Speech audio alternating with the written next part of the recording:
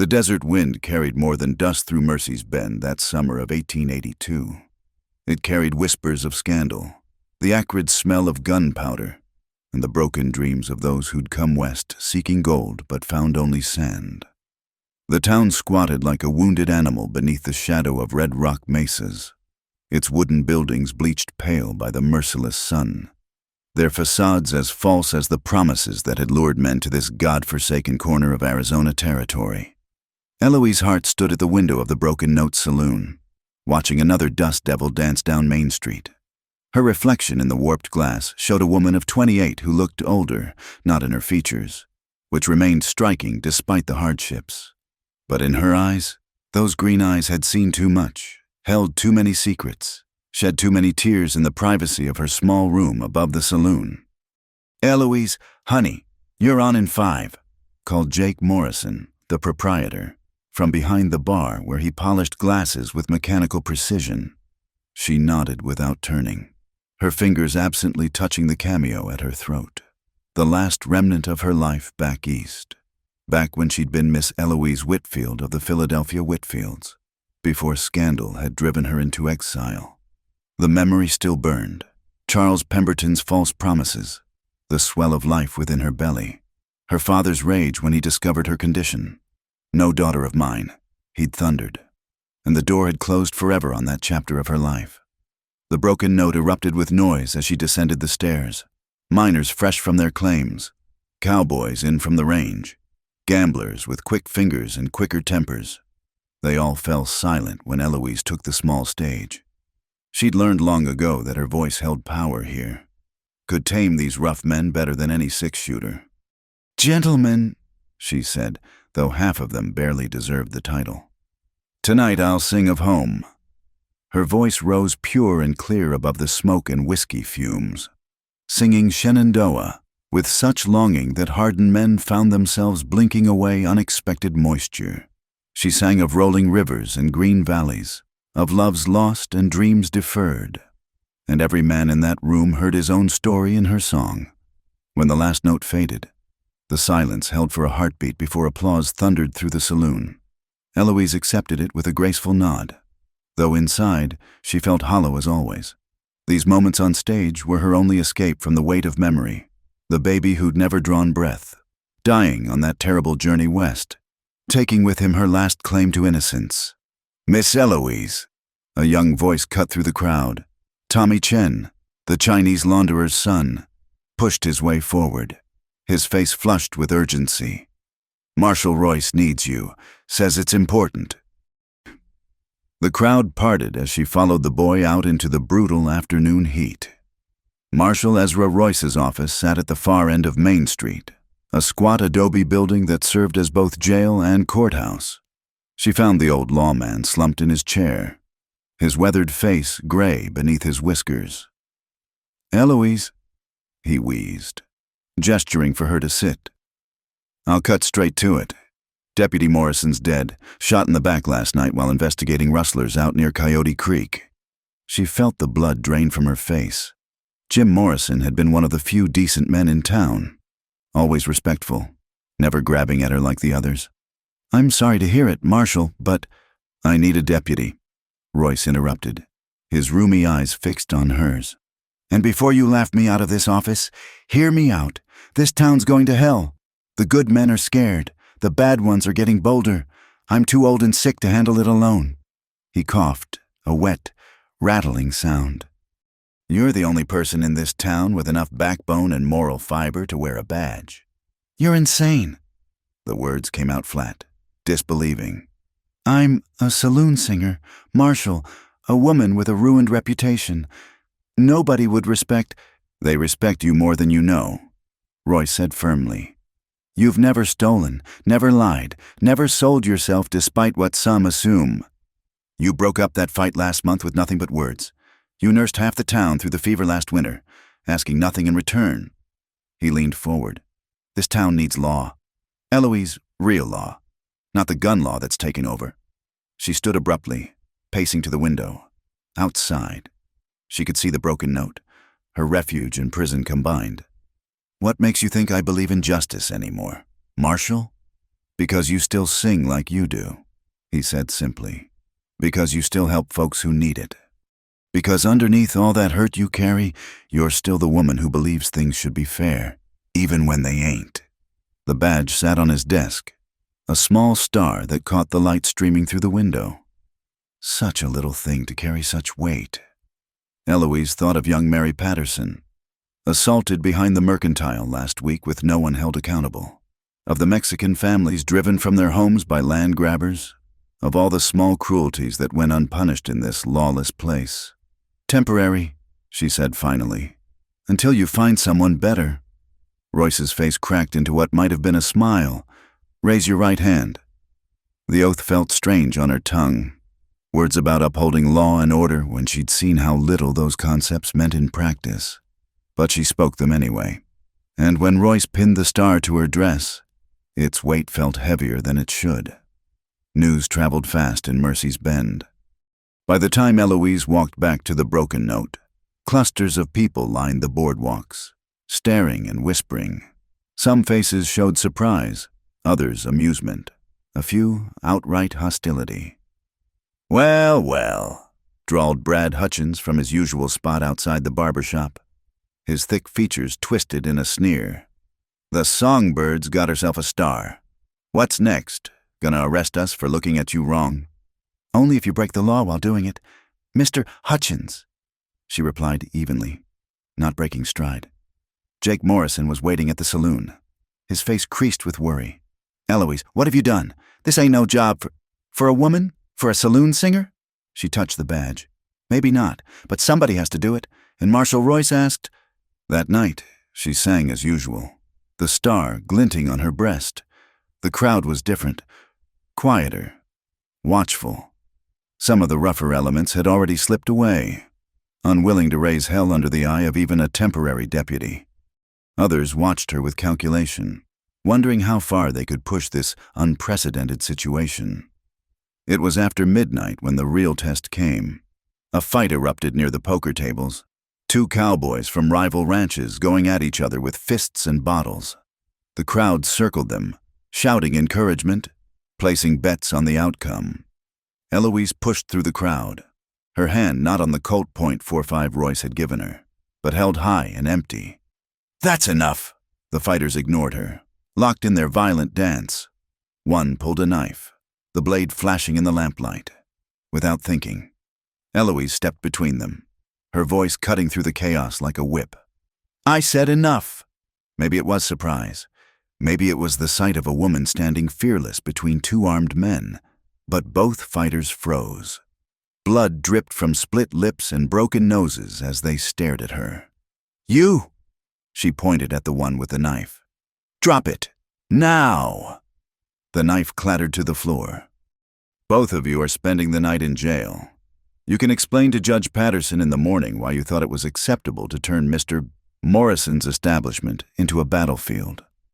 "You can't," one started to protest. "I can, and I will." Her voice carried the same authority she used to quiet a room before singing, but harder now, edged with steel. "You can walk to the jail, or I can have you dragged there. Your choice, gentlemen." They walked, later, alone in her room. Eloise sat on her narrow bed and stared at the badge in her hands. What had she done? She was a fallen woman playing at being a lawman, in a town where law was just another word for who had the fastest gun. Tomorrow would bring new challenges, new tests of her resolve. Through her window, she could see the stars scattered across the desert sky like promises that might never be kept. Somewhere out there in the darkness, coyotes howled their lonesome songs. She touched the cameo at her throat, thinking of the child who'd never lived to see these wild stars, of all the injustices that had led her to this moment. "I can't fix what happened to us," she whispered to the memory, "but maybe I can keep it from happening to someone else."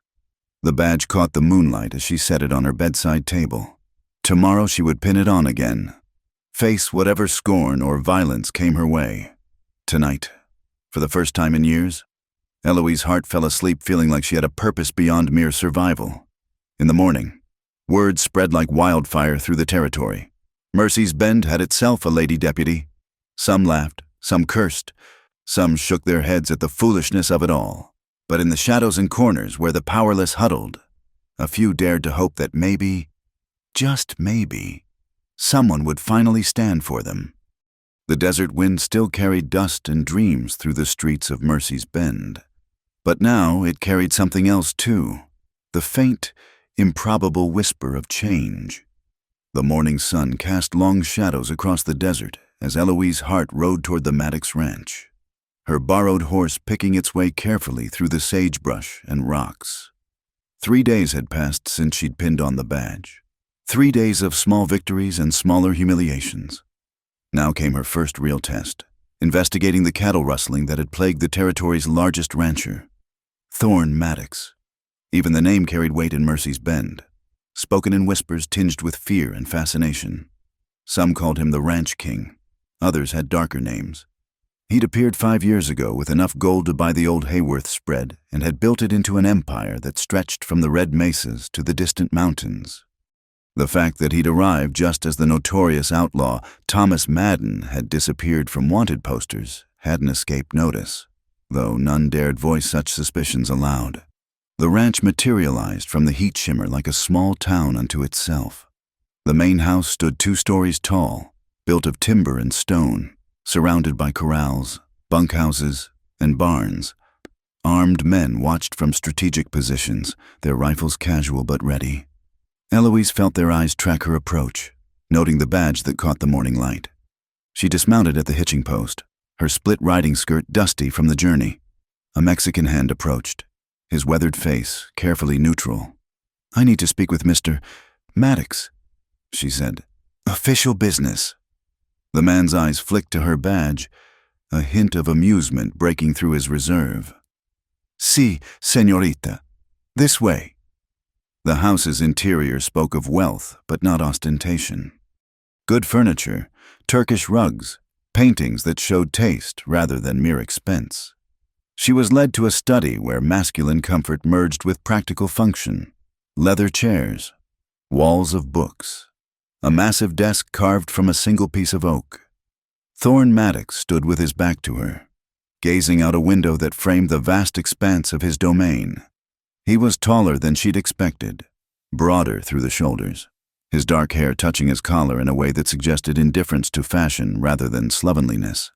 "The songbird with a star," he said without turning. His voice was deep, cultured, not what she'd expected from a possible reformed outlaw. "Marshal Royce must be desperate indeed. Mr. Maddox." She kept her voice steady. "Professional. I'm here about the cattle you've reported stolen." He turned then, and Eloise felt her breath catch, the sketches on the wanted posters. If they'd ever existed, couldn't have captured the reality. Angular features that might have been carved from the desert rock itself. Eyes the color of winter sky. Cold, assessing, holding depths that suggested both intelligence and danger. A thin scar traced from his left temple to his jaw, a souvenir from some past violence. "Ah, yes, my missing cattle." He moved to the desk, each motion controlled, economical. 20 head, taken from the north pasture sometime Tuesday night. My men found the tracks heading toward Coyote Creek before they lost them in the rocks. "Any idea who might be responsible?" His smile held no warmth. "Ideas? Several. Proof? None. The Garrett boys have been making noise about my water rights. Sam Jefferson thinks I cheated him in a horse trade. Or it could be drifters, taking advantage of the general lawlessness." His gaze fixed on her badge. "Though I suppose that's your department now, isn't it? Deputy Hart?" The mockery in his tone stung, but she'd endured worse. "I'll need to see where they were taken. Examine the tracks myself." "By all means." He reached for a gun belt hanging on a peg, strapping it on with practiced ease. "I'll escort you personally. Can't have our new deputy getting lost on her first real investigation." They rode in silence through pastures where fat cattle grazed on good grass, a fortune on the hoof in this hard country. Eloise was acutely aware of Maddox beside her, the easy way he sat his horse, the watchful scan of his eyes across the landscape.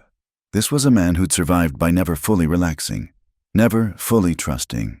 There. He pointed to a section of fence where the wire had been cut clean. Professional work. They knew what they were doing. Eloise dismounted, studying the ground with knowledge gleaned from old-timers who'd taught her tracking during her first months in the territory. The story written in the dirt was clear enough. Several horses, moving fast, driving cattle toward the rocky ground where tracks would disappear. Your men didn't pursue? I don't pay them to die. His voice was flat. Whoever did this wanted to be followed into those canyons. It's perfect ambush country. She straightened, meeting his gaze. So you just accept the loss? I accept reality. Deputy, 20 head aren't worth good men's lives. He studied her with those winter eyes. You disagree? I think if everyone just accepts theft because pursuit is dangerous, soon there won't be any law at all. And you think there is now? He laughed, a sound devoid of humor. You've been wearing that badge for what, 3 days? And you're going to fix what's broken in this territory? Heat rose in her cheeks. I'm going to try. Noble, naive, but noble. He swung back into his saddle. Tell me, Miss Hart, it is Miss, isn't it? What does a Philadelphia society girl know about frontier justice? The question hit like a physical blow. He knew. Somehow. He knew about her past. Eloise forced her voice to remain steady. I know enough. Mr. Maddox, I know that when people give up on justice, men like whoever stole your cattle win. Men like me, you mean? His smile was sharp as a blade. Oh, I've heard the whispers. Thorne Maddox, the reformed outlaw, the gunman who bought respectability with blood money. He leaned forward in his saddle. Do you believe them? Deputy? She met his gaze squarely. I believe in evidence. Mr. Maddox, not gossip. How refreshingly idealistic. He turned his horse. Come, there's something else you should see. They rode deeper into his land, to a small valley where a collection of modest buildings clustered near a spring. Children played in the dust, while women hung washing on lines stretched between posts. The men were out working, but the scene spoke of ordinary life, families trying to make their way. 40 people live here, Maddox said. Mexicans, mostly. Some Chinese. I employ them, give them homes, protect them from those who drive them out. His voice carried an edge. The good citizens of Mercy's Bend call me many things. Deputy. But these people know different. An old Mexican woman emerged from one of the houses, her face lighting up at the sight of him. Patron, you honor us, and who is... Her eyes found the badge, widened. This is Deputy Hart, Rosa. She's investigating the stolen cattle. Rosa's expression shifted to concern. The thieves, they will not come here. No, Maddox assured her. You're safe. As they rode away, Eloise found her assumptions shifting like desert sand. Why show me that? Because you're going to hear stories about me. Some true, most not. I wanted you to see that whatever else I am, I'm not the monster they paint me as. He paused.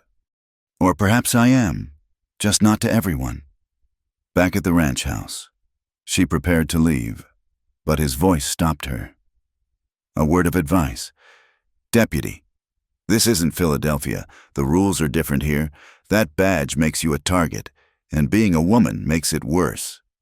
Watch your back. Is that a threat, Mr. Maddox? A warning. I've survived 5 years here by understanding the difference between battles worth fighting and those that only get you killed. You'd do well to learn the same. She mounted her horse, looking down at him.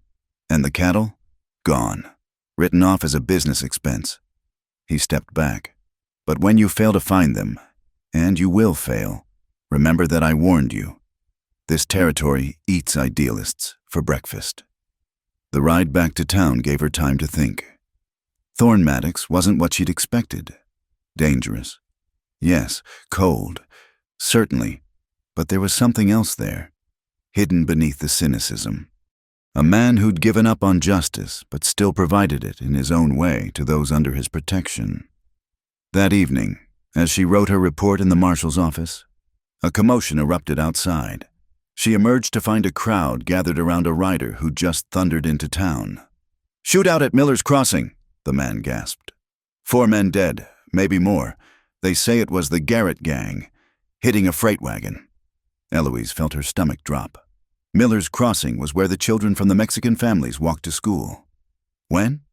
An hour ago, maybe less. She was moving before she'd made a conscious decision, checking her weapon, heading for her horse.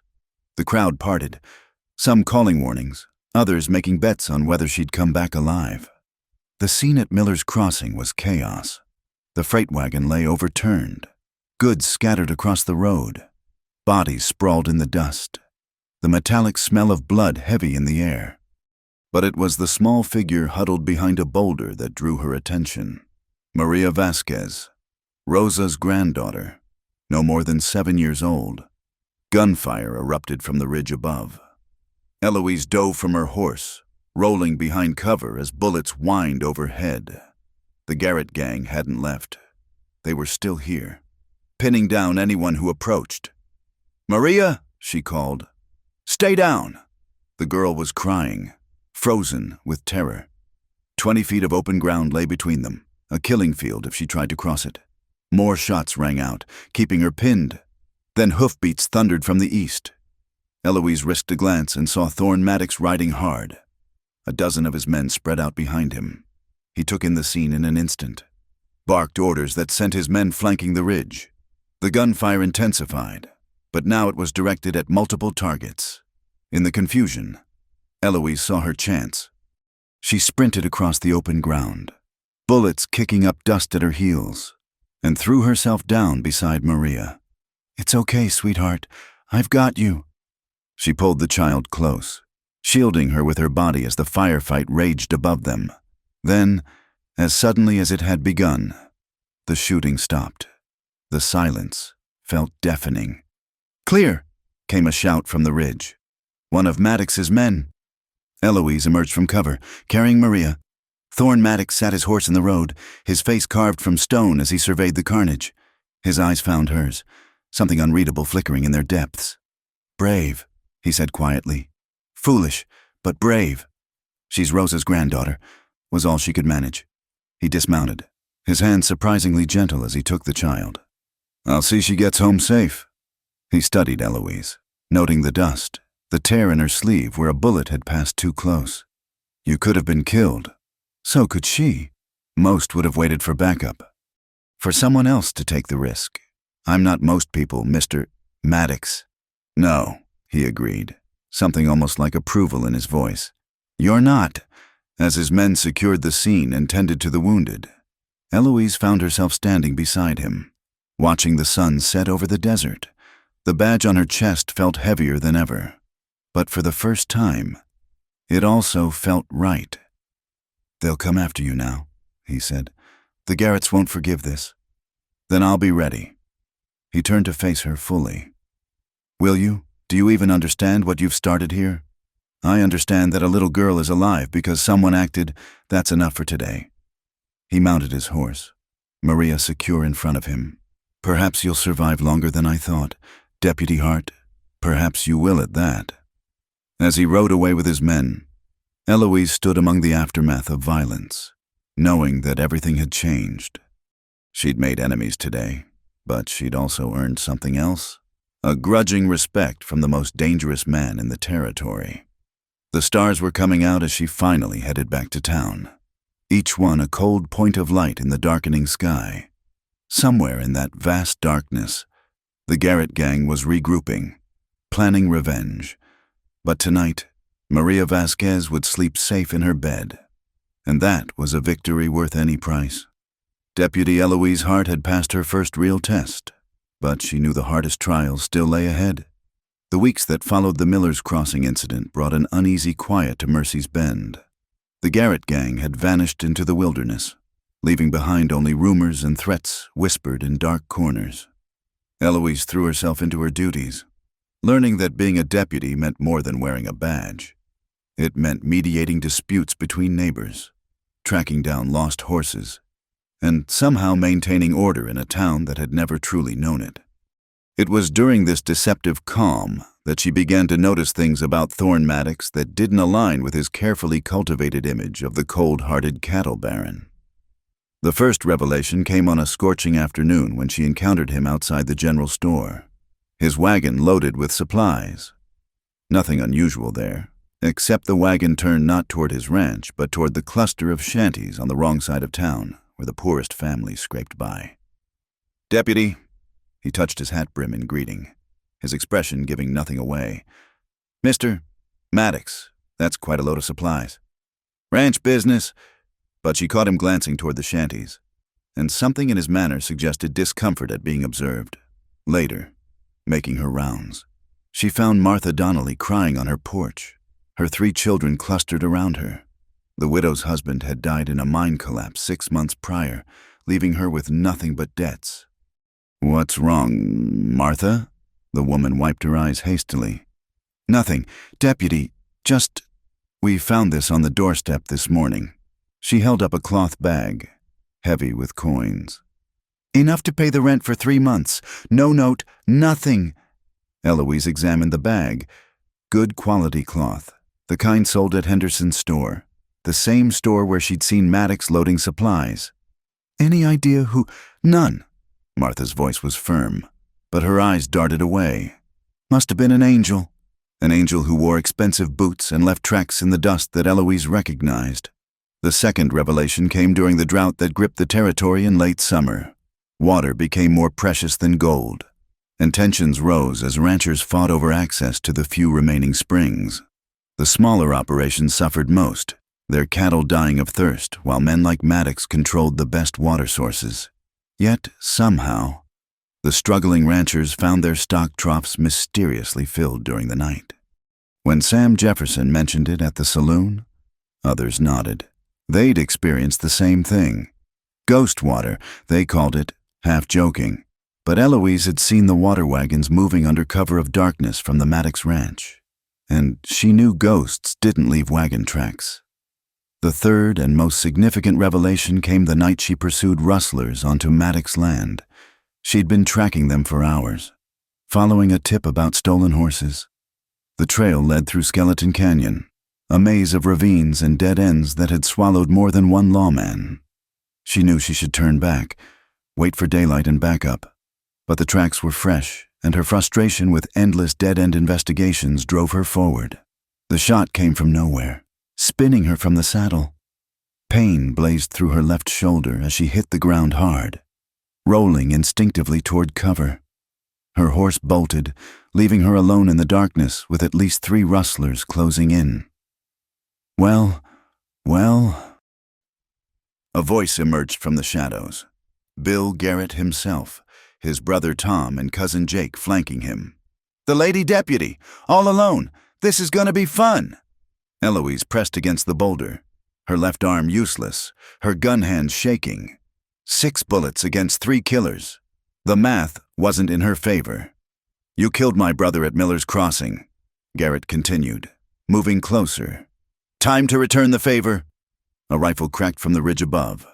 Jake Garrett spun and fell. Another shot sent Tom diving for cover. Then Thorne Maddox emerged from the darkness like an avenging spirit, his gun speaking a language of violence that needed no translation. The fight was brief and brutal. When the gun smoke cleared, 2 Garretts lay dead and Bill had vanished into the night. Maddox stood over Eloise, his face grim in the moonlight. "You're hit." "I'm fine." But when she tried to stand, the world tilted alarmingly. "Like hell you are." He caught her as she swayed, his arms unexpectedly gentle. "Can you ride?" "My horse? Gone. You'll ride with me." The journey to his ranch passed in a blur of pain and motion. She was dimly aware of being lifted from the saddle, carried into the house, laid on something soft. Then hands, surprisingly careful hands, were cutting away her shirt, exposing the wound. "Bullet's still in there," Maddox said. "This is going to hurt." It did. But through the haze of pain, she was aware of his concentration, the steady precision with which he worked. This was a man who dealt with bullet wounds before, who knew the brutal arithmetic of survival. When consciousness returned fully, she found herself in a bed that wasn't hers, her shoulder wrapped in clean bandages. Maddox sat in a chair beside the bed, a book open on his lap. though his eyes were on her. "Whiskey?" He held up a glass. "Please." The liquor burned, but it helped clear her head. "How long?" 6 hours. The fever broke an hour ago." He set the glass aside. "You're lucky. Another inch to the right." "Why?" The question emerged without thought. "Why save me?" His laugh was soft, bitter. "Would you prefer I'd left you to the garrets?" "That's not what I meant." "I know what you meant." He stood, moved to the window. Dawn was breaking over the desert, painting the world in shades of gold and red. "You want to know why the heartless Thorne Maddox would save a deputy who's been nothing but trouble since she pinned on that badge? Are you heartless?" He was quiet so long she thought he wouldn't answer. Then, "I was, once. It was easier that way." He turned back to her. "My wife, Sarah. She believed in justice, like you. Thought the law could protect the innocent, punish the guilty. She was wrong." The pain in his voice was raw, unexpected. Eloise waited, sensing this was a story rarely told. 5 years ago, I was different. Working for Harold Morrison, no relation to your Jake, running his dirty business in Colorado. Sarah begged me to quit, said the money wasn't worth what it was doing to my soul. I laughed at her. His hands clenched. Then Morrison decided she knew too much, had her killed while I was away on business. The law did nothing. Morrison owned the sheriff, the judge, everyone. So you killed him. Eventually, after I burned down everything he'd built. His smile was sharp as glass. Then I came here, bought this ranch, tried to build something clean, but you can't wash blood off your hands. Deputy, it stains too deep. The families you protect, the water you share, that's not the action of a heartless man. Penance, perhaps, or just good business." He returned to the chair. "Sarah would have liked you. Same stubborn streak, same fool belief that one person can make a difference. Maybe she was right. She's dead. That's all the right that matters." They sat in silence as the room brightened. Finally, Eloise asked, "What now? I can't stay here." "You can and you will, at least until that shoulder heals." His tone brooked no argument. "The Garretts are still out there, and they know you're wounded.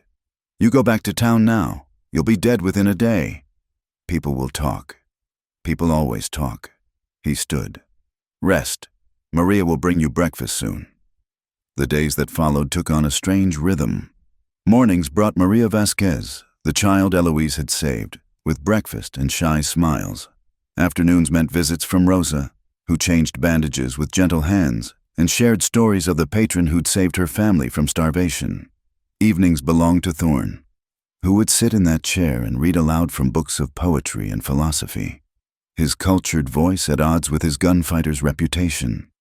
"You're not what I expected," she told him one evening as he closed a volume of Wordsworth. "Disappointed? Confused?" She shifted, wincing at the pull on her shoulder. "How does a man who quotes romantic poetry become what you became?" "The same way a Philadelphia debutante becomes a frontier deputy.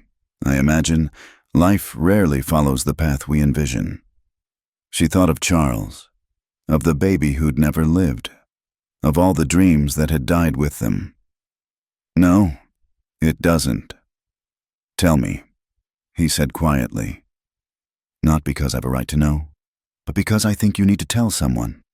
So she did, in the soft lamplight, with the desert wind whispering outside. She spoke of love betrayed and trust shattered, of a father's rejection and a child's death on a dusty road far from home. She hadn't meant to cry, but the tears came anyway, and Thorne said nothing, just handed her a handkerchief and let her grieve. "I named him," she whispered. "Thomas, after my grandfather.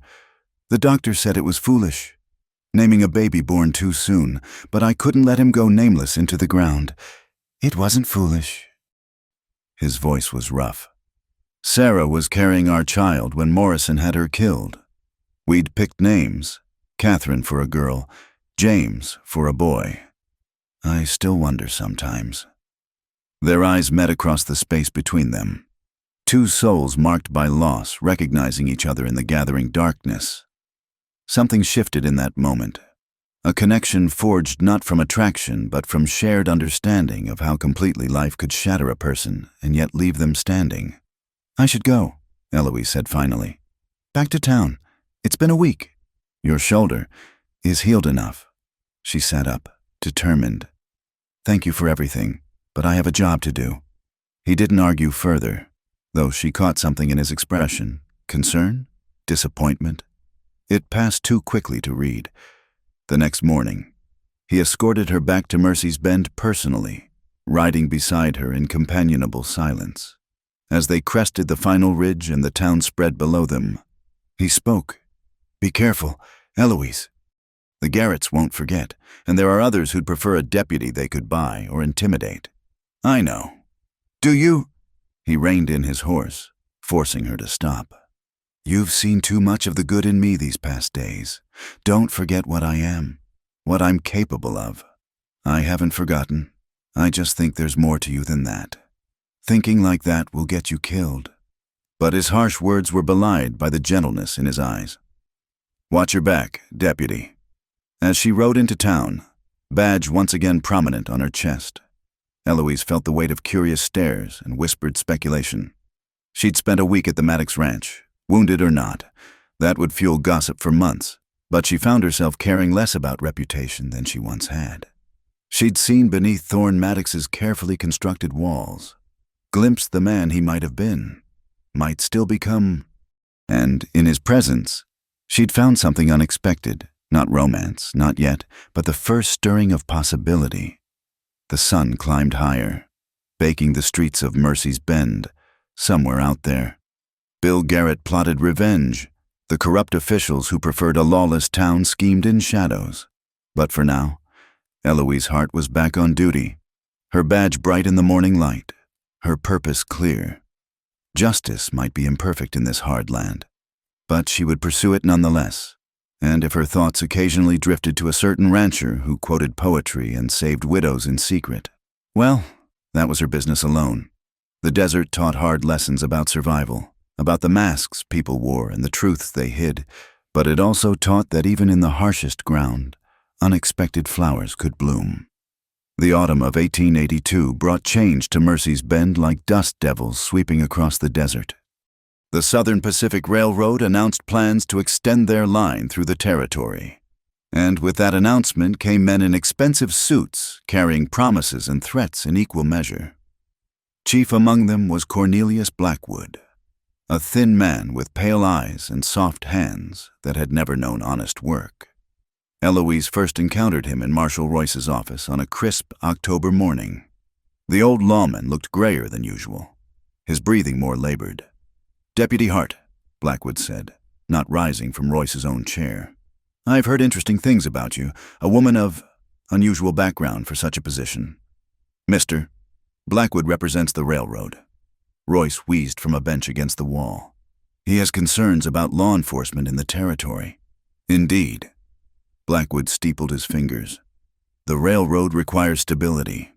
Deputy, we can't have investors frightened by tales of lawlessness. To that end, we're prepared to offer certain incentives to ensure cooperation." He slid an envelope across the desk. Eloise didn't touch it. "What kind of cooperation?" "The occasional blind eye, ensuring our land acquisitions proceed without interference. Nothing unreasonable." His smile was oil on water. "Your salary is, what, $30 a month? That envelope contains 3 months' wages, simply for being practical." "I see." Eloise picked up the envelope and handed it back. "I'm afraid practicality isn't my strong suit, Mr. Blackwood." His eyes hardened. "That's unfortunate. The railroad has ways of dealing with impractical people." After he left, Royce slumped further. "You just made a powerful enemy." "I seem to have a talent for that. He'll go after the Mexican families first, force them off their land for pennies on the dollar." Royce coughed wetly. "Might be time to accept that some fights can't be won." But Eloise was already moving, her mind working through possibilities. If Blackwood wanted those lands, there had to be a legal way to protect them. She needed help, someone who understood both business and the ruthlessness required to combat it. She found Thorne Maddox at the bank, concluding some business with Herbert Morrison, the bank president. He looked different in town clothes, black suit, string tie, still wearing his guns, but seeming almost civilized. When he saw her, something flickered in his eyes. "Deputy, fully recovered. I trust?" "Mr. Maddox, might I have a word?" They walked to the small cafe across from the hotel, drawing stares and whispers. The widow Thompson, who ran the establishment, nearly dropped her coffee pot seeing them together. "2 coffees. Please, Mrs. Thompson," Eloise said calmly.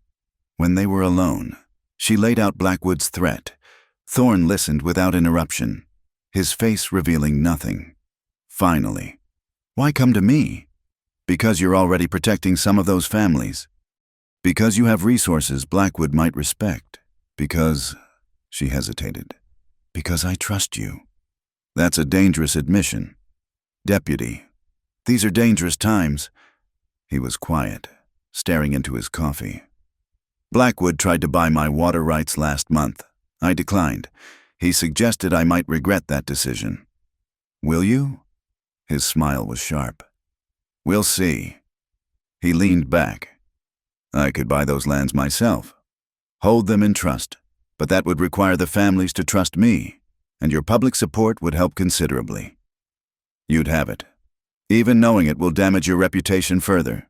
The lady deputy conspiring with the cattle baron, they'll say worse things than they already do. Let them talk." Their planning was interrupted by commotion outside. Young Pete Hensley burst through the door. "Deputy! Miss Eloise! There's trouble at the Broken Note. That Eastern lady's causing a scene." The Eastern lady turned out to be Victoria Ashford, a stunning blonde in a travel dress that cost more than most locals saw in a year. She stood in the saloon's main room, her cultured voice carrying clearly, "I'm looking for Thorne Maddox. I was told he frequents this establishment." Jake Morrison looked desperately at Eloise. "She won't leave. Says she's his fiancée from Denver." Eloise felt something twist in her stomach. Beside her, Thorne had gone very still. "Victoria," his voice was flat. "What are you doing here?" The woman turned, her beautiful face lighting up. "Thorne, darling, what a dreadful place. But I've found you at last." She glided forward, ignoring everyone else. "Daddy finally agreed to our engagement. I've come to take you home." "We have no engagement. We never did." "Don't be silly." She laughed, a tinkling sound that grated. "That was just a lover's quarrel. I've forgiven you for running off." Her eyes found Eloise, took in the badge, dismissed her. "Surely you're not planning to stay in this wasteland?" "Yes." Thorne's voice could have frosted glass. "I am. You should return to Denver, Victoria. Don't be stubborn." She touched his arm possessively. "Daddy's willing to invest in your little ranch. We can summer here if you insist, but the lady asked you to leave." Eloise stepped forward. "I suggest you do so." Victoria's perfect features twisted. "And what business is it of yours? Saloon girl. I'm talking to my fiancé." "I'm not your fiancé," Thorne said quietly. "I never was. What we had in Denver was a mistake. One I thought we both understood." "You don't mean that." But uncertainty crept into Victoria's voice. "It's this place, these people. They've confused you. Once we're back in civilization, this is my home." He moved subtly, putting himself between Victoria and Eloise. "These are my people, and you need to leave." Victoria's composure cracked. "It's her, isn't it? This badge-wearing harlot? You'd choose her over me?" The slap came too fast for anyone to react. Victoria's hand caught Eloise across the face with enough force to snap her head sideways. The saloon went dead silent. Eloise touched her stinging cheek, aware of every eye on her. The old Eloise, the Philadelphia society girl, would have crumbled. But that girl had died on a dusty road with her infant son. The woman who remained had faced down gunmen and survived. "Ma'am," she said calmly, "you just assaulted a deputy. I could arrest you." "You wouldn't dare." "But I won't." Eloise straightened her badge. "You're leaving town within the hour. If you're still here after that, or if you ever return, I'll have you in a cell so fast your daddy's money won't help." "Thorne!" Victoria turned desperately to him. "You can't let her—" "The deputy's given you an hour." His voice was stone. "I suggest you use it." Victoria fled in a rustle of silk and wounded pride. The saloon slowly returned to life, though the whispers followed Eloise as she walked to the bar. "Sorry about that. Jake." "Are you kidding? That's the best show we've had all month." He poured her a whiskey. "On the house." Thorne appeared at her elbow. "We should talk." They ended up at the livery stable, the most private place available. Eloise leaned against a stall, suddenly exhausted. "I'm sorry," Thorne said. "About Victoria, about all of it. She's beautiful." "Yes." He moved closer. "Also shallow, manipulative, and entirely without conscience. I was a different man in Denver. Thought I wanted that life, the society gatherings, the empty politeness. Sarah's death had left me hollow, and Victoria filled that space with noise." He paused. "Then I came here and remembered what silence could mean, what truth looked like. And now I know the difference between a woman who sees what she wants me to be and one who sees what I am." The space between them seemed to shrink. Eloise could smell leather and soap, see the fine lines around his eyes that spoke of sun and sorrow. "This is a bad idea," she said softly. "Terrible." But he didn't move away. "I'm a deputy. You're a rancher with a questionable past. People already talk. Let 'em—" His hand came up slowly, giving her time to pull away. She didn't. His fingers were gentle on her reddened cheek, the touch sending lightning through her nerves. "Thorne, I know." He stepped back, the moment breaking like a soap bubble. "We both have too much to lose." But the damage was done. The wall she'd built around her heart, brick by brick since Charles's betrayal, showed its first crucial crack. Over the following weeks, they worked together to thwart Blackwood's schemes. Thorne quietly purchased land, holding deeds in trust. Eloise used her position to ensure all transactions were legal, all papers properly filed. When Blackwood's hired thugs tried intimidation, they found the families protected by both the law and Maddox riders. The alliance worked, but it came with a price. The looks Eloise received grew more hostile. Anonymous notes appeared under her door, calling her names that made her skin crawl. Someone shot out her window one night, the bullet embedding itself in the wall where her head would have been if she'd been sleeping. "You should quit," Thorne told her after that incident. They were meeting at the old mission outside town, a neutral ground that had become their unofficial headquarters. "This is getting too dangerous. Would you quit? If it were your fight—" "It is my fight, but I'm not—" "A woman?" She laughed bitterly. "No, you're just a former outlaw who everyone fears. That's so much better. Fear keeps me safe. You inspire something worse, resentment. A woman with authority threatens everything they believe. Then maybe what they believe needs threatening." He studied her in the lamplight. "Sarah said something similar once, right before—" He stopped. "I'm not Sarah. No." His voice roughened. "You're not. You're stronger than she was. More stubborn. More—" He turned away.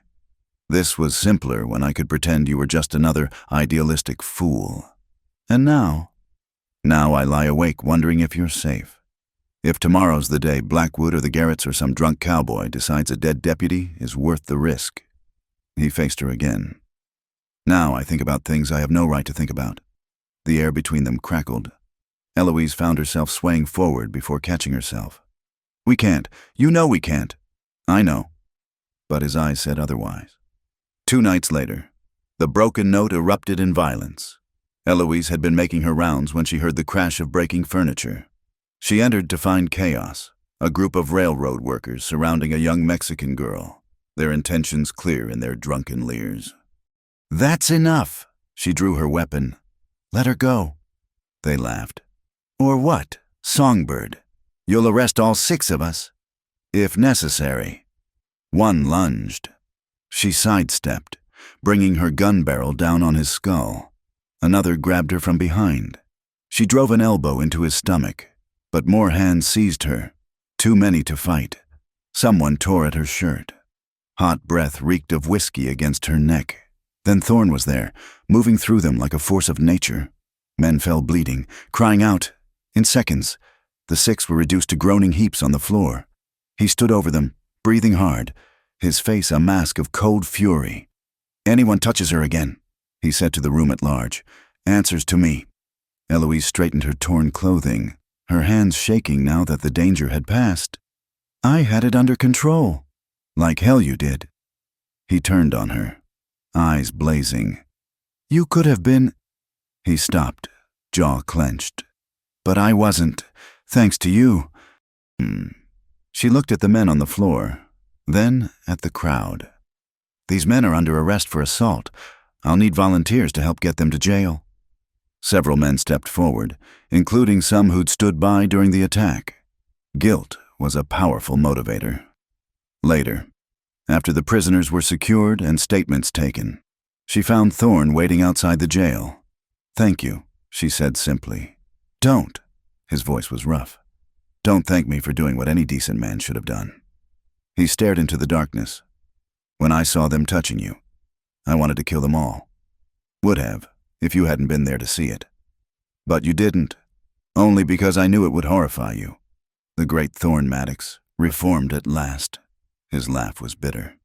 "If you knew what I was thinking, what I wanted to do to them." "I know exactly what you wanted." She touched his arm. "Because I wanted it too. But we're better than our darkest impulses. Both of us." He looked at her then, something raw and desperate in his eyes. "Are we? Or are we just pretending, playing roles that don't fit anymore?" Before she could answer, he was gone, striding into the night like a man fleeing demons. Eloise stood alone under the stars, her badge cold against her chest, wondering if he was right. Were they both just pretending to be something they weren't? And if so, what happened when the pretense finally shattered? The storm came without warning on a November night, turning the desert into a battlefield of wind and water. Eloise had been returning from investigating a dispute at the Hernandez farm when the sky opened. Within minutes, the trail became a river, her horse struggling against the current. She knew these flash floods killed more people than gunfights in the territory. When her mount stumbled, throwing her into the raging water, she thought of her son's tiny grave and wondered if she'd finally join him. Strong hands hauled her onto solid ground. She coughed up muddy water, blinking through the rain to see Thorn's face above her, stark with fear. "Can you ride?" He had to shout over the storm. Her ankles screamed when she tried to stand. "No." Without hesitation, he lifted her onto his horse and swung up behind her. His arms came around her to take the reins, cocooning her in warmth and strength. They rode hard through the tempest, his body shielding hers from the worst of it.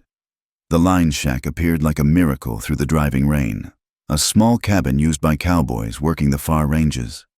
Thorn carried her inside, kicking the door shut against the howling wind.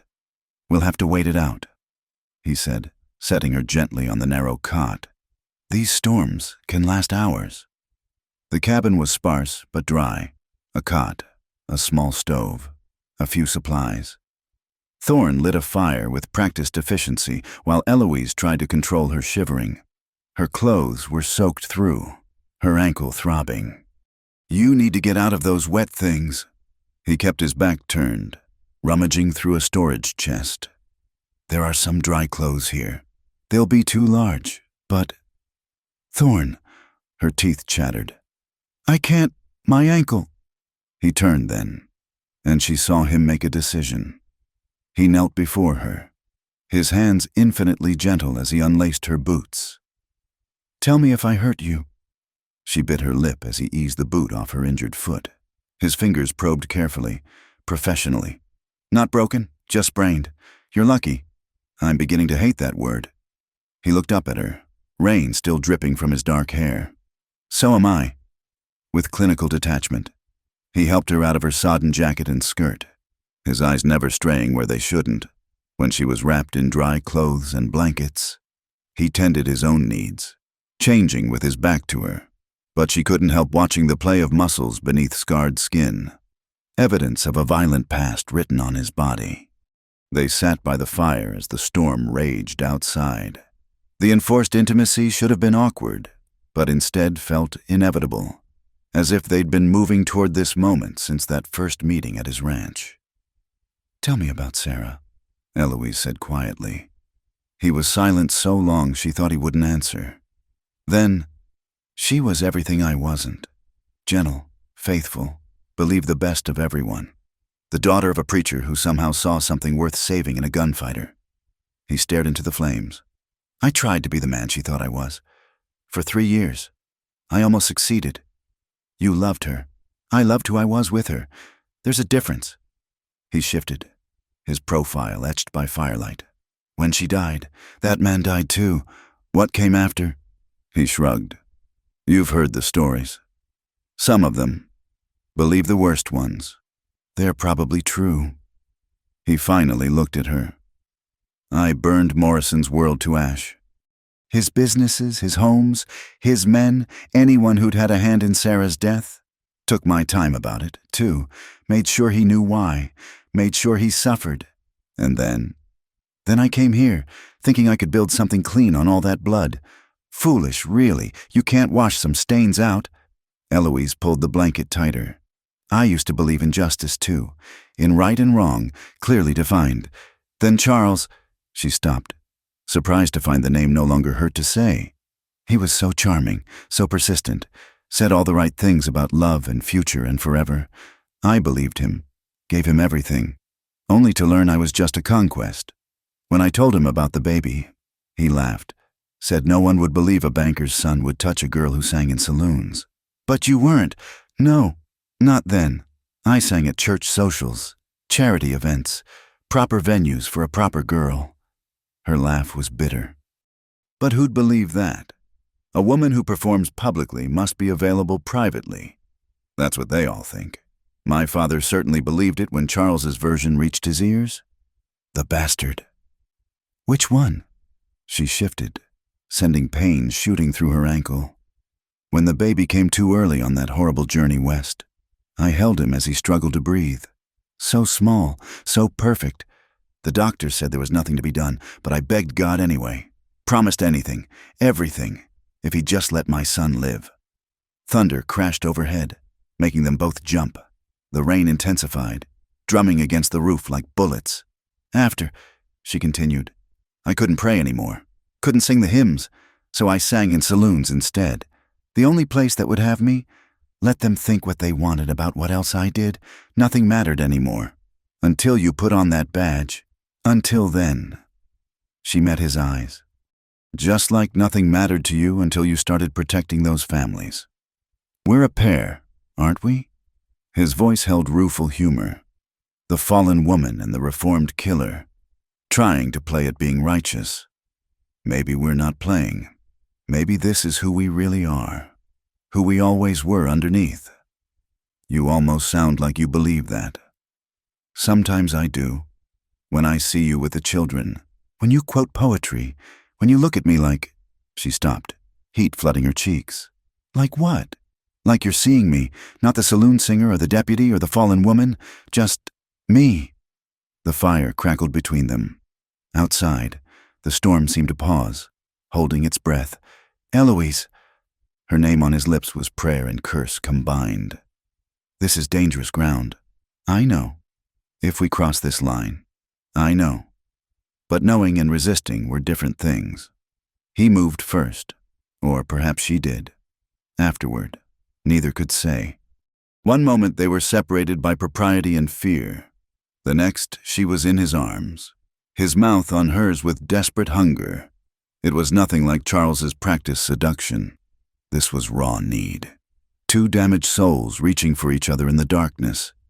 His hands framed her face like she was something precious, even as his kiss spoke of barely controlled desire. When they broke apart, breathing hard, the world had shifted on its axis. "We can't," he said roughly. "Your reputation is already ruined. Your position means nothing without my integrity, which I'll lose if I pretend I don't." She stopped, unable to voice what threatened to overwhelm her. "Don't what?" His thumb traced her cheekbone with aching gentleness. Don't feel more alive in this moment than I have in years. Don't want things I have no right to want. She caught his hand, held it against her cheek. Don't! He kissed her again, silencing words that might have saved or damned them both. This time there was no desperation, only a slow, thorough exploration that left her trembling. When his lips moved to her throat, she gasped, her fingers threading through his hair. "Tell me to stop," he murmured against her skin. "Tell me this is wrong." "I can't, Eloise. I've been good. Thorn. I've been proper and moral and righteous. And where did it lead? To exile and emptiness and a badge that means nothing to half the town." She pulled back to look at him. "Just once. I want to choose something for myself. Not because it's right or proper or expected, but because I want it." "And you want this? Want me?" His laugh was self-deprecating. "I'm no prize, Eloise. I've done things that would horrify you. Killed men for money, destroyed lives for revenge. And I've sung in saloons and worn pants and arrested men 3 times my size. We are what we are. Thorn. Tonight, can't that be enough?" The storm chose that moment to unleash its full fury. Rain hammering the cabin like it meant to wash the whole world clean. In the cocoon of firelight and solitude, the outside world ceased to exist. There was only this room, this moment, this choice. Thorn stood, drawing her up with him. Her ankle protested, but she didn't care. Nothing mattered but the heat in his eyes and the promise of forgetting. Just for a while. All the reasons this was impossible. "If we do this," he said quietly, "everything changes. Everything already has." He carried her to the cot, laying her down with the same care he'd shown tending her wounds. In the firelight, scarred hands undressed her with reverent precision, each revealed inch of skin christened with lips and whispers. She'd expected urgency, even roughness from a man with his reputation. Instead, he worshipped her like a penitent at an altar, until she was the one urging him on with desperate hands and broken pleas. When they joined, it was with a recognition that went beyond physical. 2 halves of something broken finding their match. He moved within her like he was trying to memorize every breath, every heartbeat, while she held him like he might disappear with the storm. In the aftermath, they lay entwined, the rain a softer music now. Eloise traced the scars on his chest. Each one a story of violence survived. "Regrets?" he asked. "None." She was surprised to find it true. "You? Only that morning will come. Then let's pretend it won't, just for tonight. Let's pretend we're different people in a different world, where this is simple and right and ours to keep." He pulled her closer, his lips against her hair. "In that world, I'd marry you tomorrow. Give you the life you deserve. Children to replace the one you lost. Nights like this stretching into forever." Tears stung her eyes. "In that world, I'd say yes. But this is the world we have." Yes. They made love again as the storm began to wane. Slower this time, trying to make it last. But time was their enemy, and eventually, exhaustion claimed them. Eloise fell asleep in his arms, feeling safe for the first time since that terrible day her father cast her out. She woke to sunlight streaming through the window and the sound of horses outside. Thorn was already dressed, his face carved from stone. "Riders coming! Get dressed!" The spell shattered. They were once again the deputy and the rancher, separated by duty and propriety and all the reasons last night should never have happened. As voices called outside, Eloise pinned on her badge with hands that wanted to shake. "Deputy Hart? Mr. Maddox? Y'all in there?" "Coming out." Thorn called back. To Eloise, quietly, "Let me do the talking." They emerged to find a search party led by Jake Morrison, all wearing expressions of relief and speculation in equal measure. "Thank God," Jake said. "When you didn't come back last night, Deputy, we feared the worst. That storm was a killer." "Mr. Maddox found me after my horse threw me," Eloise said calmly. "We took shelter here until it passed." "Lucky thing he came along," someone muttered, but their eyes said they were thinking of a different kind of luck entirely. "My ankle's sprained," Eloise continued. limping forward. "Mr. Maddox was kind enough to tend it." "I'll bet he was," another voice said, too low for her to identify the speaker. The ride back to town was excruciating.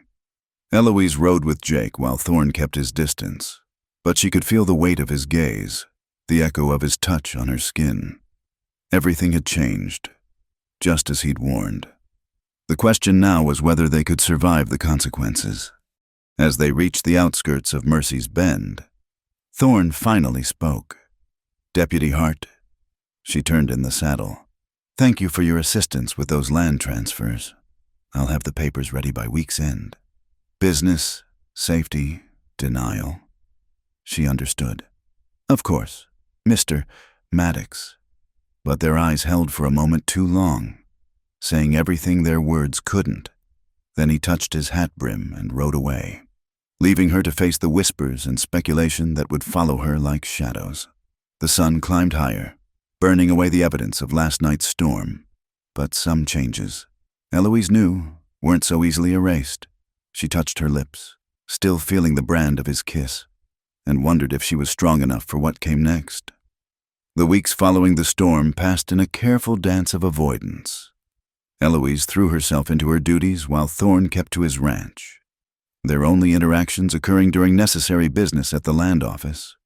But beneath the surface of propriety, the town simmered with speculation and judgment.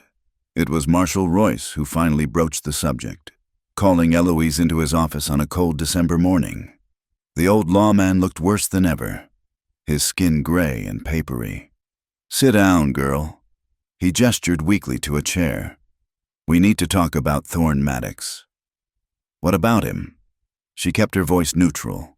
"Don't play coy with me. Half the town's talking about that night in the storm." He coughed, pressing a handkerchief to his lips. When he pulled it away, Eloise saw blood. "I'm dying. Eloise, Doc says I've got maybe a month.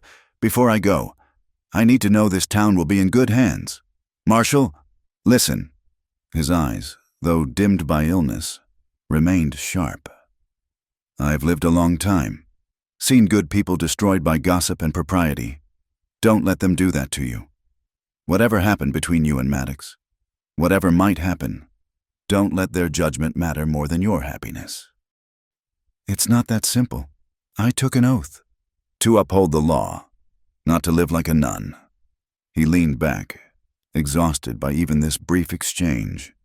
"You're the best deputy I've ever had, but you're also a woman who deserves more than a badge and an empty bed."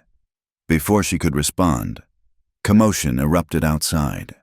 Through the window, she saw a crowd gathering near the bank. Without a word, she rushed out, hand on her weapon. The scene that greeted her made her blood run cold. Bill Garrett stood in the street, flanked by a dozen hard men, all armed. But it wasn't their presence that stopped her heart. It was Thorne, hands raised, blood trickling from a cut on his temple. Well, Garrett drawled, seeing her approach. "The lady deputy. Just in time for the show." "Let him go, Garrett." "Can't do that. See, mister, Maddox here killed my brothers. Time to settle that score." He pressed his gun harder against Thorne's ribs. "Drop your weapon, deputy, or I'll gut shoot him right here." Eloise's mind raced. 13 armed men, no backup. Even if she was the fastest draw in the territory, which she wasn't, Thorne would be dead before she cleared leather. "That's murder. Garrett, you'll hang." "Maybe, but he'll be dead first." His smile was pure malice. "Course, there might be another way. You caused me considerable trouble. Deputy. Cost me money, reputation, family. Maybe it's time you paid for that. What do you want? You, unarmed. Come with us nice and quiet, and Maddox walks free." "No." Thorne's voice was granite. "Garrett, this is between us." The gun butt caught him in the stomach, doubling him over. "Shut up." Garrett's eyes never left Eloise. "What's it gonna be? Songbird? Your life for his?" She looked at Thorne, saw the desperate denial in his eyes, the fury at being used against her, but she also saw what lay beneath, the same thing she'd seen that night in the storm. Love, though neither had dared name it. "I'll come." She unbuckled her gun belt, let it fall. But not because you threaten me, because I won't let you murder an innocent man." "Innocent?" Garrett laughed. "Lady, you really don't know who you've been spreading your legs for, do you?" The crude words sparked anger in the crowd. These people might gossip about her, might disapprove of her choices, but she'd earned their respect. Murmurs rippled through the gathering. "I know exactly who he is," Eloise said clearly, pitching her voice to Carrie. "A man who protects those who can't protect themselves, who shares water in drought and food in want. Whatever he was, this is who he is now, and I won't let you murder him for your revenge." She walked forward, head high, 20 feet, 10, close enough to see the satisfaction in Garrett's eyes, the anguish in Thorne's. That's when young Tommy Chen threw the firecracker. The explosion wasn't much, barely louder than a gunshot, but in the tense atmosphere, it might as well have been dynamite. Horses reared. Men cursed. For one crucial second, attention shifted. Eloise moved, not for her dropped gun, too far away, but for the derringer in her boot. The small gun appeared in her hand like magic, and she fired twice. Garrett stumbled back, clutching his shoulder. Then the world exploded into chaos. Gunfire erupted from the rooftops. Townspeople who'd armed themselves, tired of living in fear. Thorne rolled away from his captors, came up with a gun he'd pulled from somewhere, and the street became a battlefield. Through the smoke and screams, Eloise fought with desperate precision. A man charged her. She sidestepped and brought him down with the derringer butt. Another raised a rifle. Thorne's shot took him before he could fire. They moved in unconscious synchronization. Two fighters who'd found their perfect partner. When the smoke cleared, 8 of Garrett's men lay dead or dying. The rest had fled, including Garrett himself, though blood marked his retreat. The town had finally said enough and backed it with lead. "You're hurt." Thorne was suddenly there, his hands gentle on her face, turning it to catch the light. A graze marked her cheek. Blood she hadn't even felt. "It's nothing." But her hands were shaking now, adrenaline fading. "You? Fine." He pulled her against him. Propriety be damned. "When you offered to go with them, I couldn't let them kill you. I'm not worth—" She silenced him with a kiss. "They're in the street with half the town watching. Let them see. Let them judge." She was done pretending, done letting fear dictate her choices.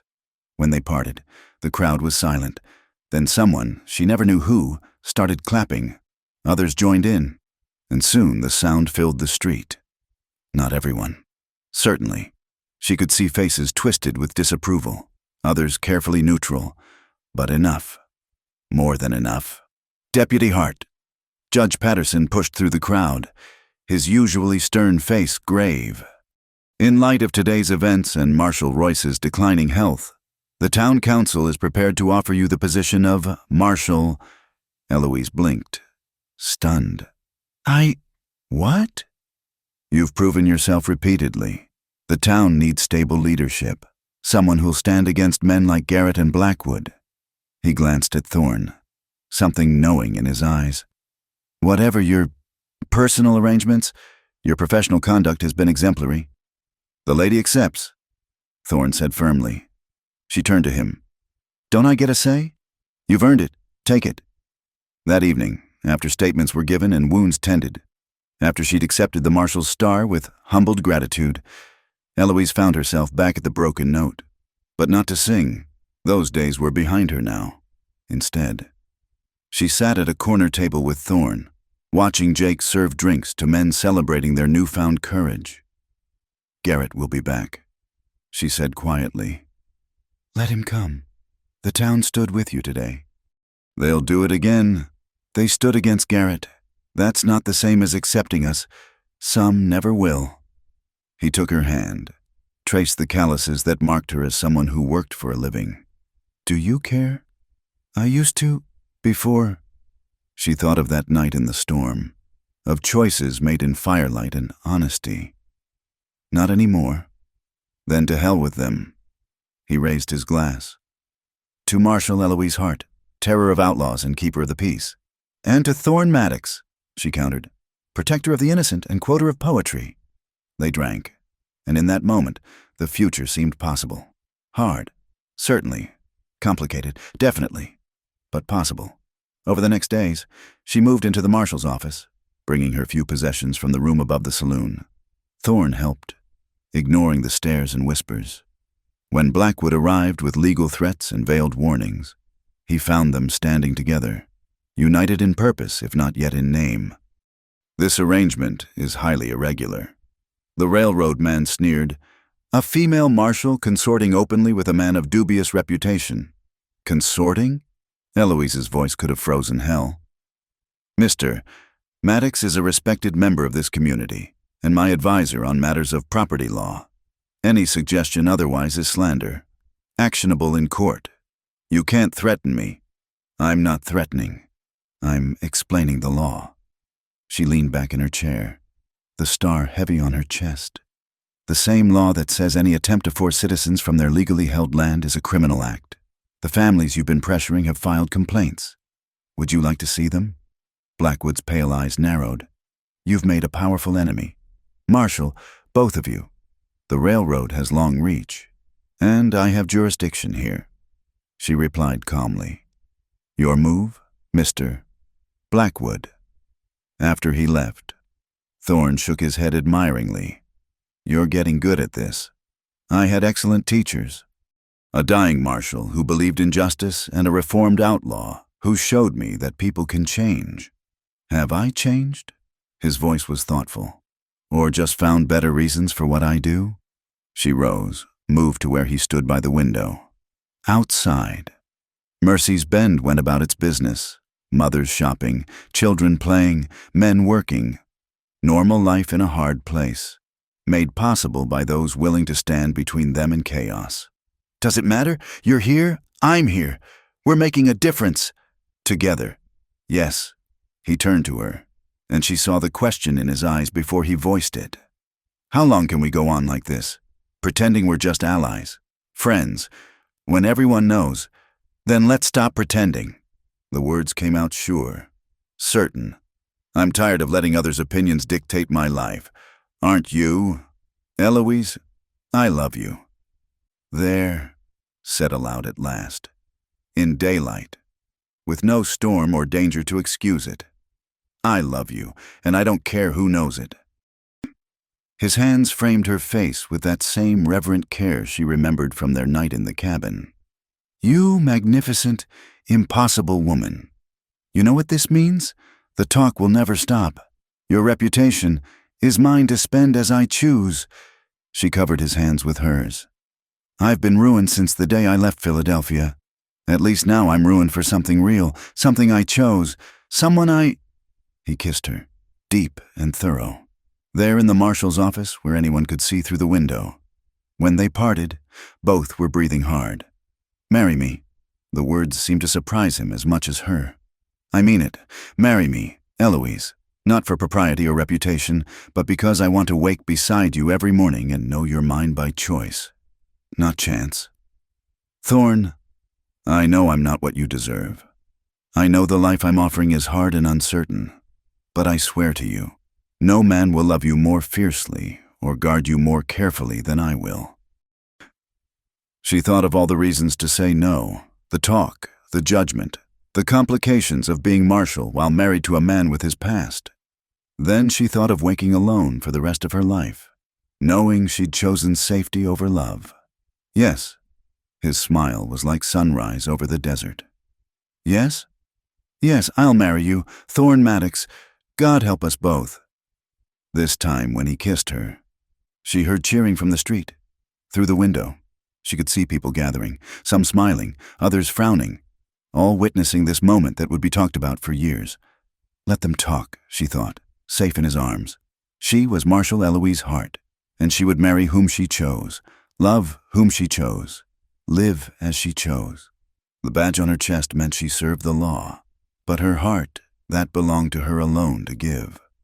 And she gave it gladly to the man who'd shown her that sometimes the best things came from the worst circumstances, that two broken people could make something whole, that love was worth any price, even the condemnation of those who'd never risk anything for happiness. Tomorrow would bring new challenges. Garrett remained at large. Blackwood would return with lawyers and threats. The town would test their leadership and their bond. But tonight, in the last light of day, Eloise Hart and Thorne Maddox stood together, engaged and unashamed, ready to face whatever came. They'd crossed every line, broken every unspoken rule, chosen love over safety, and neither would have it any other way. They built their home on a stretch of land between town and Thorne's ranch, a modest house that stood like a bridge between their two worlds. The wedding had been simple. Judge Patterson officiating, Rosa as witness, and half the town watching from the church steps. Some came to celebrate, others to satisfy their curiosity about the scandal of a Marshal marrying a man with blood on his hands. The first months tested them in ways neither had anticipated. By day, Eloise wore the star and kept the peace. By night, she was Mrs. Maddox, learning the rhythms of a shared life. The town's reaction split like a cracked mirror. Some accepted this new reality. Others whispered poison behind closed doors. The poison became flames on a September night. Eloise woke to the smell of smoke and Thorne shaking her shoulder. "Fire! Move!" They stumbled from bed as orange light flickered through the windows. The barn was ablaze, flames reaching toward the house like grasping fingers, while Thorne fought to save what he could. Eloise saw them, riders disappearing into the darkness, Blackwood's hired guns leaving their calling card. By dawn, the barn was ash and half their stock was scattered. They stood among the ruins, soot-stained and exhausted. "They want us broken," Thorne said quietly. "Separated. They think if they push hard enough, one of us will fold. Then they don't know us very well." But the attacks continued. Dead cattle with railroad spikes driven through their skulls. Wells poisoned. Fences cut. Each violation reported to the law. Each report filed away with no action taken. The federal marshal made it clear. Complaints against the railroad went nowhere. Winter came early and hard. The rebuilt barn was burned again. This time, they didn't rebuild. Instead, they moved what remained of their operation to a valley deeper in Thorne's land. Harder to reach, easier to defend. The house stood empty more often than not as they worked from dawn to dusk, trying to salvage what they could. It was during the first blizzard that Thorne fell ill. What started as a cough became fever, then delirium. Eloise found herself nursing him through the longest nights of her life, spooning broth between cracked lips, cooling his burning skin with snowmelt. "Sarah," he mumbled in his fever. "I'm sorry. Should have protected you better." "I'm not Sarah," Eloise whispered, though he couldn't hear. "I'm here. I'm staying." On the third night, with the storm howling like demons outside, his fever broke. He opened clear eyes to find her slumped beside the bed, still holding his hand. "You look terrible," he rasped. "You nearly died." Her voice broke on the words. "Don't ever do that again." "Can't promise." He squeezed her fingers weakly. "But I'll try." The winter grew worse. Food ran low. The trek to town for supplies became treacherous, then impossible. They survived on dried meat and canned goods, melting snow for water, burning furniture when the wood ran out. It was Eloise who made the desperate journey when their flour was gone, fighting through drifts that reached her horse's chest. In town, she found doors closed, credit suddenly unavailable. "Railroad's orders," Jake Morrison said quietly, sliding a small bag of cornmeal across when no one was looking. "I'm sorry. Eloise, it's all I can risk." She understood. Blackwood had the town by the throat. Stand with the Marshal and her husband. Lose your livelihood. The mathematics of survival were simple and cruel. The ride back nearly killed her, lost in whiteout conditions. She might have frozen if not for the sound of Thorne's rifle. 3 shots, repeated every few minutes, guiding her home. She fell from the saddle into his arms. The meager supplies clutched against her chest. "Never again," he said fiercely, carrying her inside. "Promise me. We starve together or not at all." Spring brought no relief. The melting snow revealed more dead cattle, more destruction. Their money dwindled. The badge that had once meant something now felt like a mockery. What good was a Marshal who couldn't protect her own home? It was a May morning when everything changed again. Eloise was checking what remained of their herd when riders approached. She reached for her rifle, then recognized the lead figure, Sam Jefferson. The rancher Thorne had helped with water rights. "Ma'am?" He touched his hat. "Brought you something." Behind him, other riders emerged from the morning mist. The Hernandez brothers, the Chen family, Martha Donnelly's eldest son, all the people they'd helped, protected, stood for, and they brought cattle. Not many, 2 or 3 head per family, but enough to start again.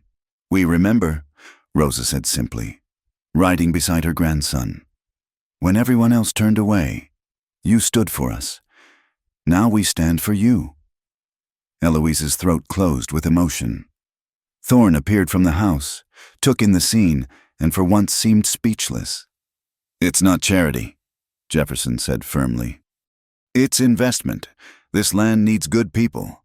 You've proven you're that, both of you, so we're betting on you." They rebuilt again, but differently this time.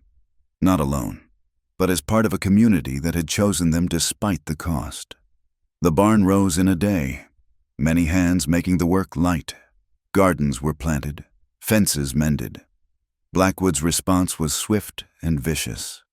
Railroad workers attacked the Mexican settlement, burning homes, terrorizing families.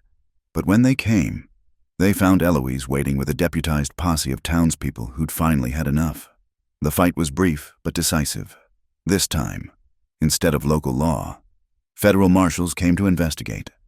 Blackwood's overreach had finally caught attention from those he couldn't buy. Within a month, he was transferred elsewhere. The railroad's expansion plans suddenly focused on other territories. Summer passed in relative peace. The ranch prospered modestly. Eloise kept the law in Mercy's Bend, now with real support from its citizens. They'd won, it seemed, but their hardest test came from within. It started with morning sickness that Eloise tried to ignore. The exhaustion she attributed to hard work, when she could no longer deny the signs. She told Thorne on a quiet evening as they sat watching sunset paint the valley gold. "I'm carrying your child." The words hung between them like a bridge over an abyss. She watched emotions chase across his face. Joy, terror, memory of other children lost. "You're certain?" "Yes." He pulled her against him, his hands splaying protectively over her still flat stomach. "This time will be different. You can't promise that." "No, but I can promise you won't face it alone. Whatever comes, we face it together." The pregnancy was difficult. Perhaps her body remembered the trauma of before, or perhaps it was simply the hardship of their life. She bled twice, spending weeks in bed while Thorne ran both ranch and household, wearing himself thin with worry. Doc Morrison, no optimist, was blunt. "You're not young, and this isn't your first loss. Might not carry to term.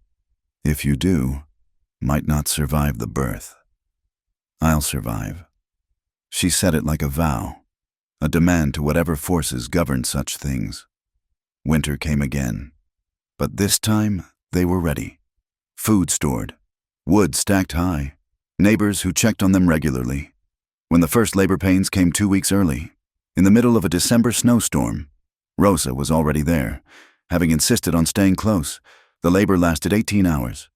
Eloise fought for every breath, every push, while Thorne held her hand and whispered promises, prayers, please. When she thought she couldn't continue, when the pain threatened to tear her apart, she thought of her first son, born too soon, dying in her arms. Not again, never again. The baby's cries split the air like salvation. A daughter, small but fierce, with her mother's green eyes and her father's dark hair. "Catherine," Thorne whispered, tears streaming down his face. "Her name is Catherine." They nearly lost her the third night when she stopped breathing. Thorne breathed life back into tiny lungs, while Eloise prayed for the first time since her son's death. Whether it was medicine or miracle, Catherine gasped, coughed, and lived Spring found them changed. The house that had felt like a fortress now rang with a baby's cries and laughter. Eloise wore Catherine in a sling while making her rounds, the baby sleeping through bar fights and arrests alike. Thorne, the feared gunman, could be found reading poetry to his daughter while she gummed his fingers. "You've gone soft," Eloise teased one evening, finding him asleep in the rocking chair with Catherine on his chest. "Completely," he agreed without opening his eyes, and grateful for it. They'd survived fire and ice, violence and abandonment, loss and judgment. They'd built something from nothing, not once but repeatedly. The woman who'd fled Philadelphia in shame, and the man who'd burned his past to ash, had somehow created a future neither had dared imagine. On their second wedding anniversary, they stood on their porch watching Catherine take her first wobbling steps. The badge still hung heavy on Eloise's chest, but it no longer defined her. She was Marshal, mother, wife, but most importantly, she was herself, whole and unashamed. "Any regrets?" Thorne asked, pulling her close. "Only that it took so long to find you. Worth the wait." She looked at their daughter, laughing in the dust, at the home they'd built, at the life they'd carved from unforgiving land through sheer will and love. Worth everything. As the sun set over Mercy's Bend, painting the desert in shades of gold and crimson, Eloise Hart Maddox knew that every scar, every judgment, every hard mile had led to this moment. They'd broken every rule, defied every expectation, and in doing so had found something precious, a love that could survive anything, even the harsh justice of the frontier. The night would bring new challenges, as nights always did, but for now, in the space between day and darkness, they were simply a family, complete and unconquerable. Time moved differently in the desert, measured not in hours but in seasons of drought and rain, in children's laughter and cattle prices, in the slow healing of old wounds. 5 years had passed since Catherine's birth, and Mercy's Bend had grown around them like a living thing. The town now boasted a schoolhouse where Miss Margaret Chen, Tommy's older sister, taught letters and numbers to children of all colors. The main street had been widened, new businesses opening where once only saloons in desperation had thrived. At the center of it all stood the Marshal's office, where Eloise Hart Maddox had served for 7 years, her authority no longer questioned but earned through countless acts of courage and compassion. On this particular spring morning, she sat at her desk reviewing papers while Catherine played with wooden blocks at her feet. Her daughter had inherited her father's dark intensity and her mother's stubborn streak, a combination that promised interesting years ahead. "Mama, why does Papa carry guns if guns are bad?" Catherine asked, as she often did, with questions too large for her small years. "Guns aren't bad or good, sweetheart. They're tools. It's how people use them that matters." Eloise set down her pen. "Your papa carries them to protect people who can't protect themselves. Like you do? Like we both do. Yes." The door opened and Thorne entered, carrying the mail from the post office. His hair showed silver at the temples now, the years marking him gently, and the cold distance that once defined him had been replaced by something warmer, though the steel remained underneath when needed. "Letter from Denver," he said, his voice neutral in the way that meant news. Eloise took the envelope, recognizing the legal seal. Inside, documents that would have once meant everything and now meant so little. Her father had died, leaving her a substantial inheritance. The Philadelphia Whitfields had no other heirs. "He never forgave me," she said quietly, "but he left me everything anyway. Guilt makes strange bedfellows with pride." Thorne read over her shoulder. "What will you do?" She looked around the office, at Catherine building impossible towers, at the star on her desk, at the man who'd stood beside her through fire and storm. "What we've always done. Build something better." The inheritance became the Mercy's Bend Community Trust. Working with Judge Patterson's son, newly graduated from law school, they created something unprecedented, a fund that would provide loans to families seeking to buy land, start businesses, send children to school. Not charity, but investment in a future where the color of skin or the accent of speech didn't determine destiny. The announcement drew attention from far beyond their small town. Newspapers from San Francisco to Chicago carried the story of the Lady Marshal and her reformed outlaw husband, creating what some called socialist nonsense, and others hailed as the future of the American West. With attention came challenges. Men arrived seeking to exploit the fund, to twist it for their own gains. But they found Eloise and Thorne a formidable team.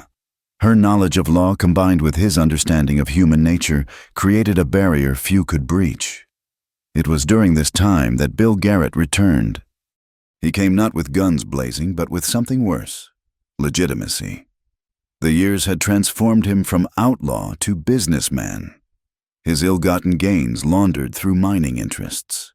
He bought the old Blackwood property, hired lawyers, and began his campaign to destroy what they'd built. "You cost me my brothers," he told Eloise when they met on Main Street. Him in a suit that couldn't hide the predator beneath. "Now I'll cost you everything you love, legal and slow. Marshal, let's see how your justice handles that." The attacks were subtle but effective. Lawsuits challenging land titles, bribes that turned suppliers away, whisper campaigns that painted the trust as a threat to traditional values. Several families withdrew their applications, frightened by veiled threats and promises of easier money elsewhere. One hot July evening, Eloise found Thorne standing in Catherine's room, watching their daughter sleep. "We could leave," he said quietly. "Take the money. Go somewhere they don't know our names. Start fresh. Is that what you want? I want you safe, both of you." He turned to her, and she saw the old darkness flickering in his eyes. "I could end this, one night, one bullet, the old way, and become the man you were, the man who couldn't have built this life." She took his hand. "We don't run, and we don't murder. We stand and fight with the weapons we've chosen, law and community, and stubborn hope. Even if we lose, especially then." The battle played out through the burning summer. For every family Garrett frightened away, Eloise and Thorne found two more willing to stand firm. When suppliers cut them off, the Mexican and Chinese communities created their own supply chains. When lawyers attacked, Margaret Chen's father, who'd quietly studied law for 20 years, emerged to defend them with brilliant precision. The turning point came at the Harvest Festival. Garrett had planned his masterstroke, a rally where he'd denounce the trust as corrupt, present evidence of misused funds, and demand federal investigation. He'd paid agitators to ensure violence, planning to paint Eloise and Thorne as dangerous radicals who threatened the peace. But when he took the stage, he found the entire town assembled, not as a mob, but as a community. Anglo and Mexican, Chinese and Negro, established families and new arrivals, they stood in silent witness, a living refutation of his poison. It was Catherine who broke the silence, escaping her father's grip to run toward the stage. "Mr. Garrett," her 5-year-old voice carried clearly. "My mama says you're sad because you lost your brothers. I'm sad too sometimes. Do you want to see my doll? She helps when I'm sad." The crowd held its breath. Garrett stood frozen. This child offering innocent compassion to a man who'd come to destroy her parents. In her gesture lay the heart of what Eloise and Thorne had built, a place where even enemies could be met with humanity. Garrett's carefully prepared speech crumbled. He looked at Catherine, at her parents who'd made no move to stop her, at the crowd that waited with patience rather than hatred. "I don't need a doll. Little girl, everybody needs something," Catherine said solemnly. "Mama says that's why we help each other." Something shifted in Garrett's face. A crack in armor worn so long he'd forgotten it wasn't skin. He left the stage without speaking, his paid agitators melting away in confusion. The rally became a celebration instead, the community's bond stronger for being tested. Garrett left town that night. A week later, legal challenges were withdrawn. A month after that, a donation arrived at the trust, anonymous but substantial, postmarked from California. With it came a note, "For the little girl who offers dolls to sad men. May she never learn how rare such kindness is." Fall brought other changes. Eloise, after 7 years of service, stepped down as Marshal. passing the star to Deputy Miguel Hernandez, Rosa's son, who'd learned law enforcement at her side. The ceremony drew hundreds, testament to how far they'd all come. "But what will you do?" people asked. She looked at Thorne, at Catherine, at the thriving community around them. "What I've always done. Stand between the darkness and the light, just without the badge." They returned to the ranch that had been their battleground and sanctuary. But now it hosted different gatherings, meetings of the trust board, celebrations of successful loans repaid, weddings of couples who'd found love despite different backgrounds. The house rang with more than just their families' voices. It had become a hearth for the community they'd helped forge. On quiet evenings, Eloise and Thorne would sit on the porch they'd rebuilt 3 times, watching Catherine play with the mixed group of children who were always welcome. Sometimes the old ghosts visited, Sarah's memory and Thorne's distant gaze, the weight of a baby who'd never breathed in Eloise's arms. But the ghosts no longer held power to wound, only to remind them how far they'd traveled. "Do you remember?" Thorne asked one such evening. "That night in the storm, when everything changed?" Eloise smiled. "How could I forget? I thought we were breaking all the rules."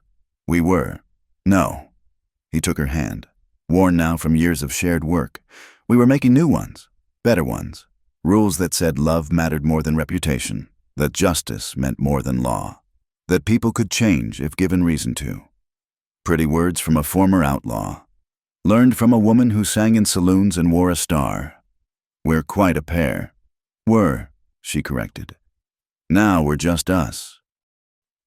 As if summoned by their contentment, Catherine ran to them, face bright with discovery.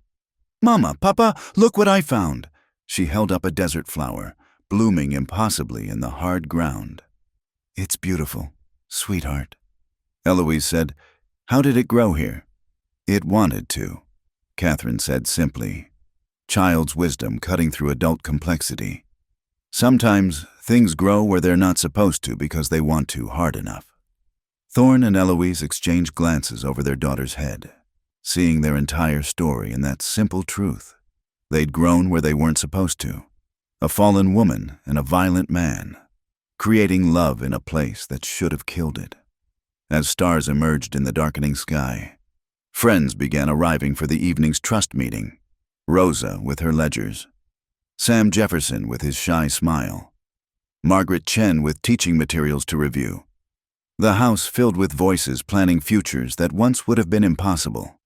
And at the center of it all, 2 people who'd broken every rule society had set for them, who'd paid prices no one should have to pay, who'd lost everything and built it back stronger. They'd learned that justice wasn't about law books, but about standing up when standing was hard. That love wasn't about propriety, but about choosing each other through every storm. That redemption wasn't a single moment, but a lifetime of small choices toward light. The desert wind carried their laughter across the valley, past the town that had learned to see beyond old prejudices, through canyons where violence had given way to hope. It whispered their story to any who would listen, a tale of 2 broken people who'd found wholeness in each other, who'd discovered that sometimes the greatest act of rebellion was simply refusing to accept that things couldn't change.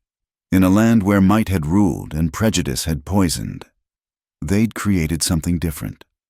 Not perfect. Perfection was for fairy tales, not the frontier, but real and lasting and worth every scar. As the meeting began, Eloise caught Thorne's eye across the crowded room. He smiled, that private expression reserved only for her, and she felt again the rightness of their choices.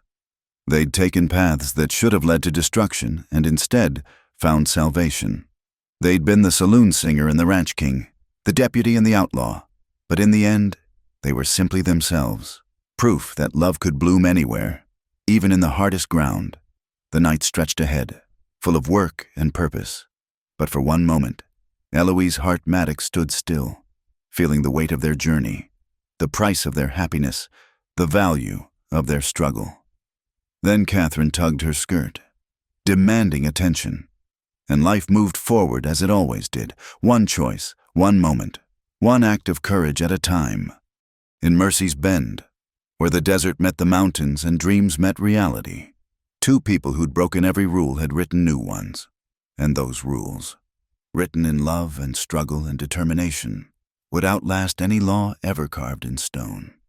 Thank you for listening to this tale from the Wild West. Where are you enjoying this story? Perhaps during your commute, while relaxing at home, or somewhere unexpected? We'd love to know.